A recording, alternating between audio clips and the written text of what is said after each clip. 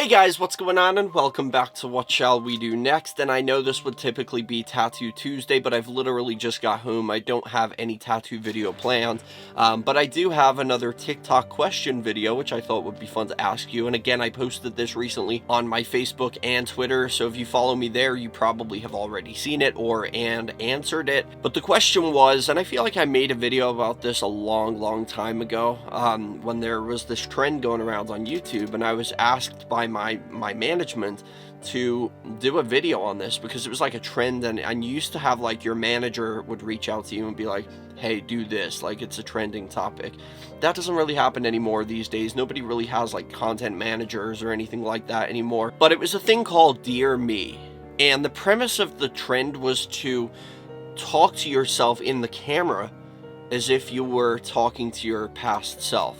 And that's what this question is kind of about. So the question is, if you could sit down right now and talk to 10-year-old you, like yourself from the past, but like unaware of all the things you've been through in your teens or your 20s or 30s, whatever age you are, if you could sit right now as the adult that you are with all the knowledge and experience that you've accumulated throughout your life, and you could sit and talk to your 10-year-old self, what would you say? I know, pretty deep, I get it.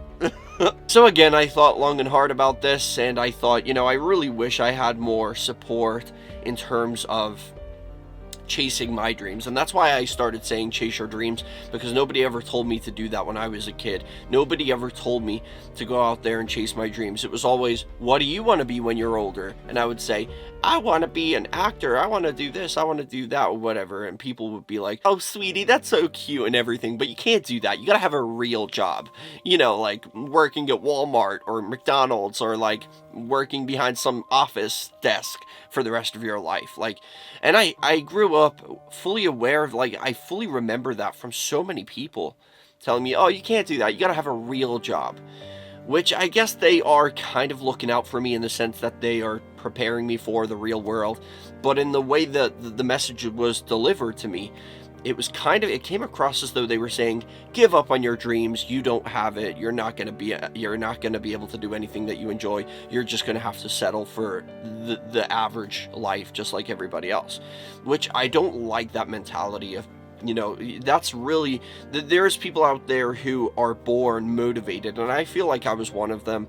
And despite all of that, despite being told this, I really did try my best, and I tried hard, and I was going to acting classes and stuff like that. And I really did start to realize that maybe this, because I was going to acting classes from about the age of 13 to about 19. And then I realized, I was 19, I was in a class with a bunch of kids, and I started to think, this is kind of getting a little weird. I didn't sign up for this shit. I signed up to go to Hollywood. And it didn't work out for me that way. So I started to, because I was so deeply motivated, and I wanted to do something that would be a form of entertainment, at least, whether it's acting or not. I guess things happen in a way that they're meant to happen. And I do feel like part of me feels like I was meant to be a YouTuber, because I feel like had I not wanted to be an actor, I never would have even looked into YouTube. I never would have known that you could get paid for being a YouTuber. And I found that out in 2011. I officially started my channel in 2012, and I knew, I thought, well, here's my plan. I heard about these other YouTubers that were finally starting to get monetized. Didn't know what that meant, but I knew they were getting paid for their videos. And I thought, maybe I could actually do this as a job, just like this person I'm watching. And back in them days, it was only you only had to have 10,000 subscribers, and you were literally making a full-time living from YouTube, because YouTube was much smaller back then, and the ad revenue was a lot more generous than it is now. But nowadays, it's a lot harder to be a YouTuber and to make a living from it, and there's so many rules and restrictions and regulations and this and this and this, and it's just so heavily regulated that you can't really be yourself anymore. I remember, and I don't know if you guys remember this, but there used to be, the slogan for YouTube was broadcast yourself, and that was basically saying, be you, show the world who you are, be proud of who you are, let us see the diverse people in this world, and the talents and the gifts and the whatever they have to offer. That's what YouTube was all about. It was about diversity. And nowadays, they've kind of programmed everybody to be the same. You're not allowed to like make kids content, or you get demonetized because you can't do that anymore. You're not allowed to make things overly offensive or edgy anymore, so they took away the dark humor side of YouTube. And now everybody's got to be kind of mid now, and it's boring. Like, YouTube's just fucking boring these days. Like, you're not allowed to say certain words because like the freedom of speech police come and arrest you. So like, yeah, it's crazy how like, I feel like a lot of this has had to do with like the social justice warriors of today have like really, you know, like the woke people have like really attacked like companies, and made everybody so scared to like say or step out of line almost. And it feels kind of like we're living in this heavily restricted world now where there is no freedom of speech, there is no freedom of expression anymore, because everybody's so fucking offended by everything that you're like, people are afraid of being canceled. People are afraid to be shut down because of like their sense of humor, or even just something they've said. I don't know how we got onto that. This is supposed to be like but that's what annoys me though. It's like, that's how YouTube used to be. It was amazing back then. Now it's just so boring. And it's just, you can't be yourself anymore. You're not allowed to. In this world, you can't be yourself. But I think that I was meant to be a YouTuber. Going back to that, I really feel like the path of like wanting to be an actor for me led to me being a YouTuber, because I knew it was extremely hard to get into the acting industry, and I thought, how am I going to be able to do what I enjoy, what I'm passionate about, like entertaining people, making films, making videos? How am I going to do that? And then I just saw that YouTubers were doing it, and I was like, maybe I could actually do this. So I saved up my money, I got a whole bunch of equipment, and I started making videos, and I just let the wind take me in the direction that I was supposed to go in.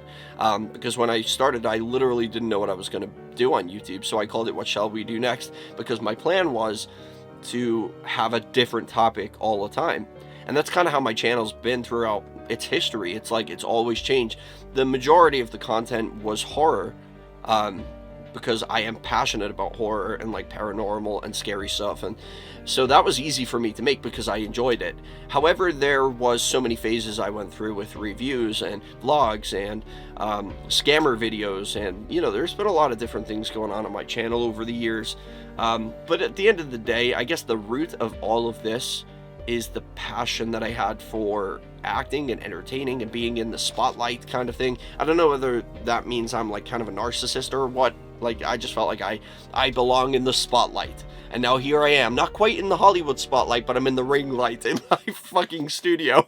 Now things don't work out the way they hope, the way you dream, little 10-year-old me. They won't work out exactly how you wanted them to, but just take what you can get, honestly. That's a lesson I would also tell myself, is to not reach too high, and don't be afraid to settle for less. Like, don't be afraid to, as long as you're happy, don't be afraid to settle for something, or don't feel like a failure if you haven't reached what you expected to reach. Have high goals, but not unrealistically high. I guess just have fun. Life isn't as serious as it feels sometimes, and just have fun. And that's what I would tell my 10-year-old self. Don't take life too seriously. You're gonna go through hard times, but don't let them bring you down, because it doesn't stop there. You can waste your time, you can waste years of your life dwelling on something that happened, but at the end of the day, you gotta get up and carry on eventually, so you might as well just do it. Give yourself time to grieve, give yourself time to heal, but then get back up and keep on going. But anyway, guys, let me know in the comment section, if you could talk to your 10-year-old self right now, what would you want them to know about the future? What would you tell them? Or would you give them a warning about something that happened to you? Let me know, I'm curious. But anyway, guys, I'll see you in the next video. Peace out and chase your dreams.